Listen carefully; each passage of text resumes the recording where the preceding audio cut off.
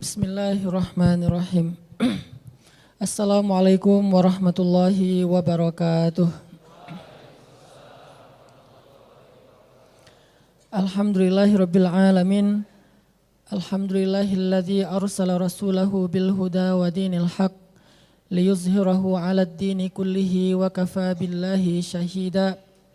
Asyhadu an la ilaha illallah wahdahu la syarikalah wa asyhadu anna Muhammadan abduhu wa rasuluhu la nabiyya ba'dah.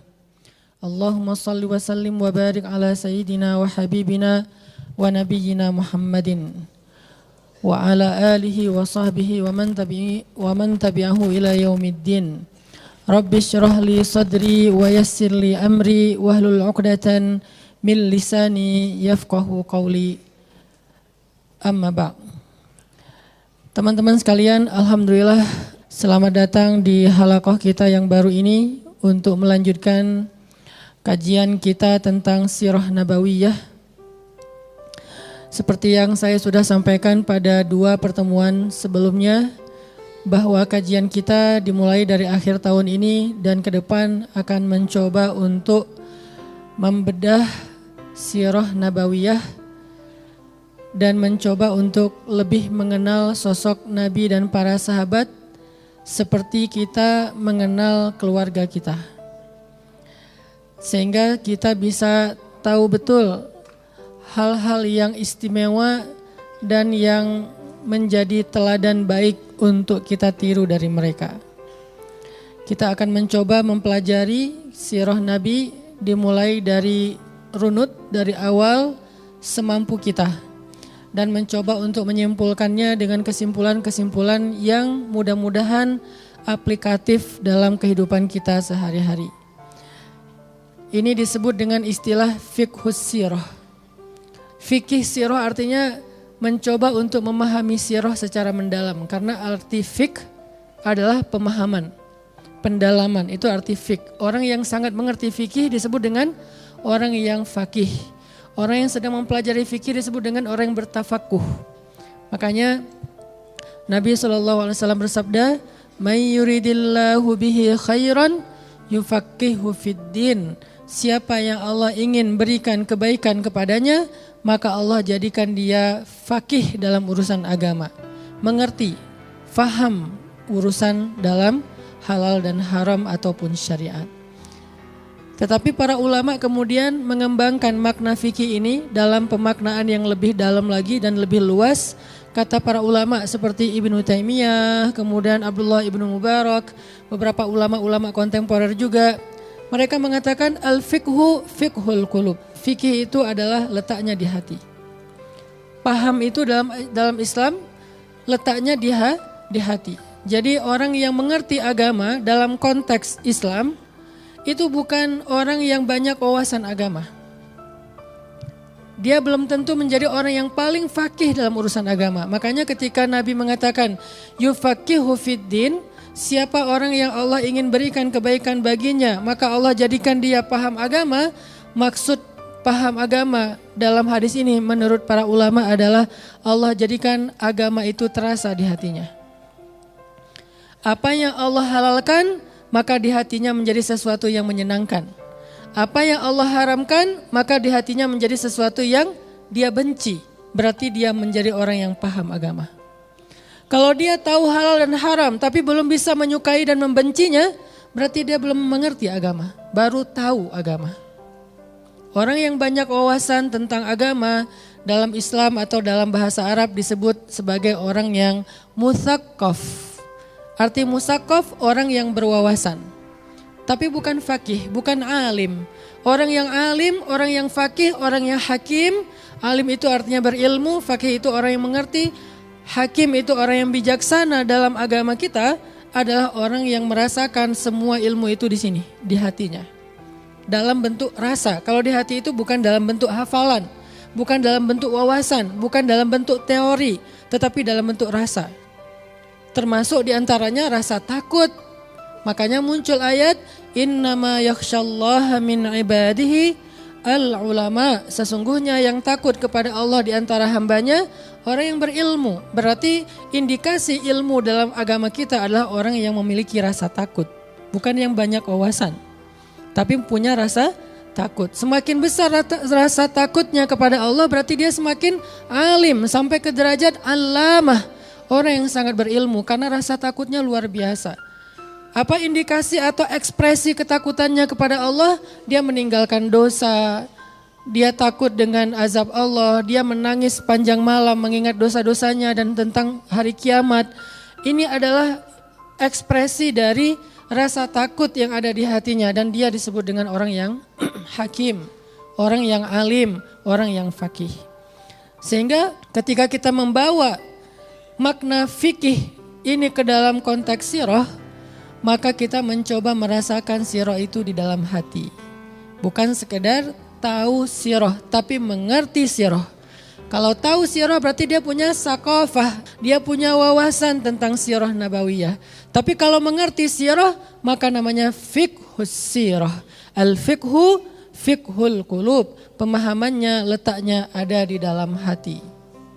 Sehingga kita coba rasakan di hati kita, apakah sirah itu sudah membuat rasa di hati kita, membangun rasa di hati kita, mengasah rasa di hati kita atau belum? Rasa apa? Banyak. Rasa cinta kepada Nabi, rasa yakin kepada ajaran Nabi, rasa semangat untuk membela dan melanjutkan perjuangan Nabi, dan seterusnya. Banyak rasa yang muncul di dalam hati.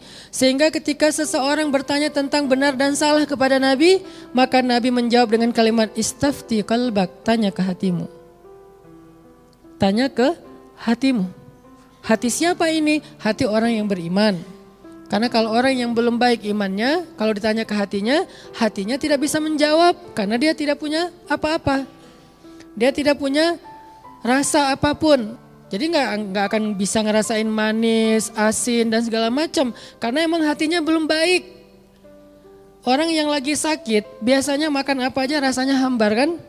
Kenapa lagi sakit? Tapi begitu dia sehat, dia bisa ngebedain ini makanan enak, ini minumannya manis, ini kurang asin, ini segala macam. Makin dia orang yang mungkin mengasah rasa, makin dia tahu. Sama kayak orang yang senang kopi. Sampai dia bisa ngebedain satu jenis biji kopi dengan biji yang lain. Bahkan dia bisa menyebut bahwa di perkebunan kopi itu di sekelilingnya ditanamin apa. Dengan istilahnya aftertaste-nya. Dia minum kopi, udah ketelan kopinya, baru dia bilang aftertaste-nya adalah misalnya durian lah ya. Mungkin sekelilingnya ada pohon durian, di sekelilingnya ada stroberi, di sekelilingnya ada yang sering tuh kacang-kacangan segala macam. Dia bisa menyebutkan aftertaste-nya. Kalau buat saya minum kopi nggak ada aftertaste-nya ya, sama aja semua. Aftertaste-nya manis karena kebanyakan gula misalnya ya. Karena kenapa? Rasa saya belum terasa seperti seorang penikmat kopi sejati. Ternyata hati kita juga kayak gitu. Ketika hati ini diasah terus-terusan dengan ketakutan kepada Allah, dengan cinta kepada Nabi, dengan halal dan haram terus diasah lewat tajdidul iman, lewat pembaharuan iman di dalam majelis ilmu, nanti hati itu akan berfatwa. Hati itu akan berfatwa. Hati itu akan mengeluarkan pendapat. Saya nggak suka, itu pendapat hati, itu fatwa hati. Saya nggak suka dengan ini, saya suka dengan itu. Berarti dia sudah berfatwa, hati itu sudah mengeluarkan nasihat. Sehingga ketika seseorang mukmin bertanya kepada Nabi tentang kebenaran, maka Nabi menjawab, istafti qalbak, minta fatwa kepada hatimu, minta nasihat kepada hatimu, minta pendapat dari hatimu. Nanti hatinya yang akan menjawab dengan rasa, suka dan tidak. Tapi hati yang bisa berfatwa itu harus punya kedudukan yang bagus. Karena seseorang bisa berfatwa setelah dia jadi mufti kan. Ulama baru bisa ngeluarin fatwa kalau dia udah jadi seorang mujtahid. Ilmunya udah banyak baru dia bisa berfatwa. Hati juga akan bisa berfatwa ketika dia memiliki kedudukan yang baik. Karena sering diasah, dilatih, dia ahli ibadah. Sehingga akhirnya hati itu akan menuntun kita dalam fatwa kebaikan. Dia akan mengatakan jangan ini, saya nggak suka. Akhirnya dengan sendirinya kita menjauh dari sesuatu yang tidak disukai hati. Apa yang tidak disukai hati? Apa yang tidak disukai oleh Allah SWT. Berarti hatinya sudah dituntun oleh Allah. Matanya sudah dituntun oleh Allah. Tangannya sudah dituntun oleh Allah. Makanya balik lagi kepada konteks sirah, kita pengen belajar sirah itu bukan sekedar wawasan tentang sirah Nabi. Itu udah banyak ustadz yang menyampaikan. Dan mungkin datanya lebih banyak daripada yang saya sampaikan. Yang kita pengen sekarang adalah fiqhus sirah. Memahami sirah dengan hati. Sampai memunculkan rasa. Sampai memunculkan selera. Sampai memunculkan tes, sampai akhirnya dengan selera, rasa, dan tes itu terbentuklah behavior, perilaku atau dalam bahasa yang lebih umumnya akhlak. Itu tujuan kita belajar sirah nabawiyah. Kalau dengan membaca sirah gak bertambah yakin di dalam hati kita, berarti sirah itu belum jadi fikih. Baru jadi apa? Sakofah, baru jadi wawasan. Berarti kajian kita tidak disebut dengan sekedar tafakuh, tetapi mungkin kajian kita baru taskif, baru penambahan wawasan. Makanya kita berharap belajar sirah kita itu muncul rasa di hati kita. Seperti rasa yang dirasakan oleh para sahabat. Cintanya sahabat kepada Nabi. Saking cintanya mereka kepada Nabi membuat mereka melakukan hal-hal yang luar biasa. Kita belajar sirah tujuannya biar bisa memiliki rasa yang sama dengan sahabat. Karena kita gak pernah ketemu Nabi. Dan gak semua kita punya kesempatan untuk ziarah ke makam Nabi. Terus gimana cara kita untuk bisa menghadirkan rasa cinta kepada Nabi? Salah satunya adalah dengan belajar fiqhus sirah. Membawa sirah ke dalam hati. Supaya muncul rasa. Ada lagi sahabat yang sangat mirip wajahnya dengan Nabi di antara sahabat-sahabat, namanya Mus'ab bin Umair. Mus'ab ini termasuk sahabat yang paling mirip wajahnya dengan Nabi. Nabi paling mirip wajahnya dengan Ibrahim di antara para anbiya. Jadi para anbiya ini ada kemiripan satu dengan yang lain. Nabi Muhammad di antara para nabi paling mirip itu dengan Nabi Ibrahim secara wajah. Kalau di antara sahabat yang paling mirip dengan Nabi Muhammad secara wajah adalah Mus'ab bin Umair. Sehingga dalam peperangan yang paling berat bagi kaum muslimin dalam sejarah Nabi, yaitu perang Uhud. Ketika kaum muslimin sedang dikepung oleh orang-orang kafir yang waktu itu salah satunya Khalid dan Abu Sufyan, keduanya belum masuk Islam. Mereka mengejar di mana Muhammad. Yang mereka incar cuma satu orang, Muhammad. Mereka ingin membunuh Nabi. Khalid mengejar Nabi, Abu Sufyan mengejar Nabi, Ikrimah marah banget atas kematian ayahnya di perang Badar, mengejar Nabi. Walaupun suatu saat Ikrimah akan jadi pembela Nabi. Yang jelas semuanya ngincar Nabi. Semuanya tertuju di mana Muhammad, di mana Muhammad, di mana Muhammad. Kalau mereka bisa membunuh Nabi, maka selesailah segala urusan. Tiba-tiba muncullah Mus'ab bin Umair, berpenampilan persis seperti Nabi. Dan dia berdiri di depan banyak musuhnya, berharap mereka melihat Mus'ab bin Umair dan mengira dia adalah Muhammad. Dan benar, ternyata ketika mereka melihat Mus'ab bin Umair, mereka mengatakan itu Muhammad, itu Muhammad. Akhirnya Mus'ab bin Umair diserang oleh sekian banyak musuh, dan akhirnya di dalam tubuh Mus'ab bin Umair ada puluhan bekas sayatan pedang, tombak dan seterusnya. Maka syahidlah Mus'ab bin Umair menjelma seolah-olah dia adalah Rasulullah SAW. Di lisannya ketika dia sedang sakit keras, saat dia dibacok rame-rame, dia mengatakan, "Wa ma Muhammadun illa rasulun qad khalat min qablihir rusul afa immata aw in qutila in qalabtum ala aqabikum." Muhammad itu adalah Rasulullah dan telah diutus kepada kalian sebelumnya rasul-rasul seperti dia. Dan apakah jika dia mati atau terbunuh kalian akan kembali kufur seperti dahulu? Sengaja Mus'ab membaca ayat ini agar mengatakan bahwa seolah-olah jika Muhammad hari ini mati, padahal dia bukan Muhammad. Sehingga orang-orang kafir merasa yakin sekali sedang membunuh Muhammad. Setelah itu kemudian mereka berteriak, Muhammad telah terbunuh, Muhammad telah terbunuh. Karena Mus'ab sudah terbunuh.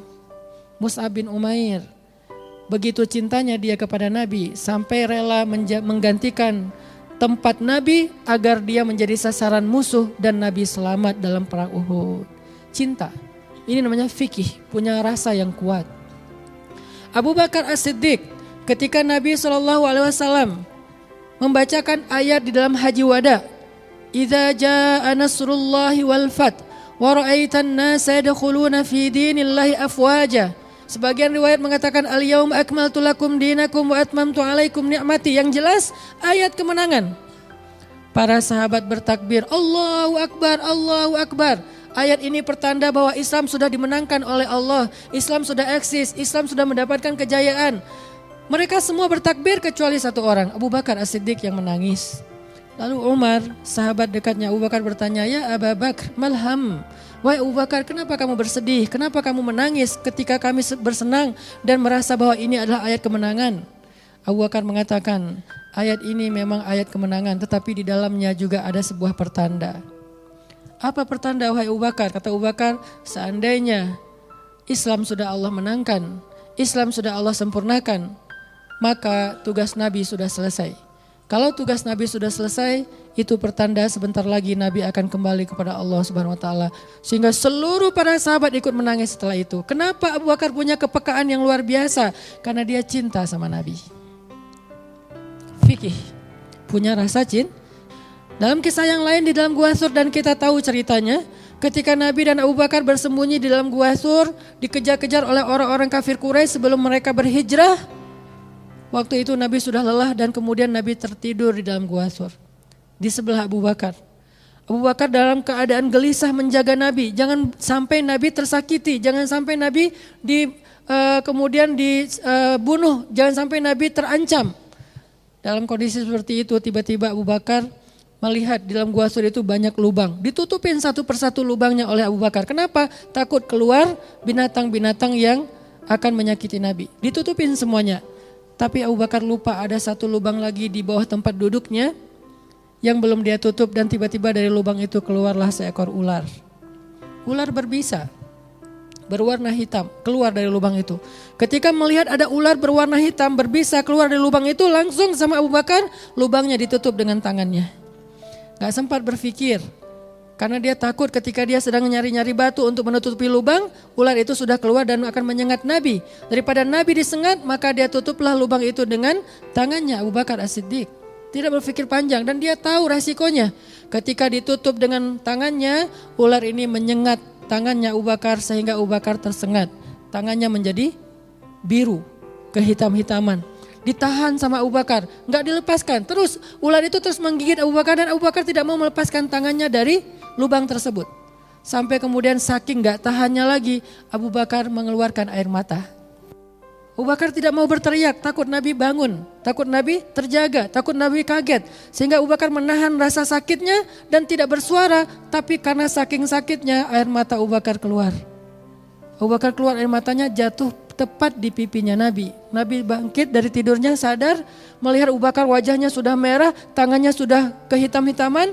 Nabi bertanya, ya Abu Bakar, apa yang terjadi? Apa yang terjadi? Abu Bakar sambil tetap menutup lubang itu mengatakan, ya Rasulullah, ada ular di dalam ini dan aku takut menyengatmu, maka aku tutup dengan tanganku. Istirahatlah ya Rasulullah, istirahatlah.